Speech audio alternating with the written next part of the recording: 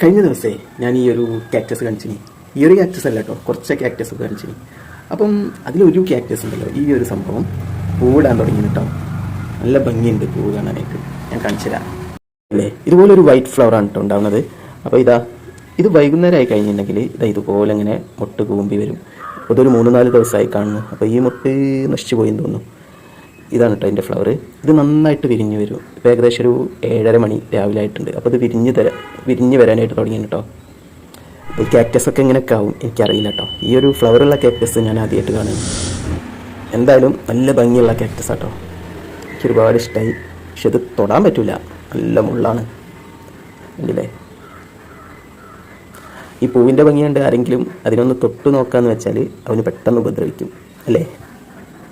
ഓരോ ചെടിക്കും ഓരോ ജീവജാലങ്ങൾക്കും ഒരു പ്രത്യേകത ഉണ്ടാവും. അപ്പോൾ ഇതിൻ്റെ പ്രത്യേകത ഇതായിരിക്കും. അവനെ ഉപദ്രവിക്കാൻ വരുമ്പോൾ ആ മുള്ള് വെച്ചിട്ട് പെട്ടെന്ന് അവനും ഉപദ്രവിക്കും.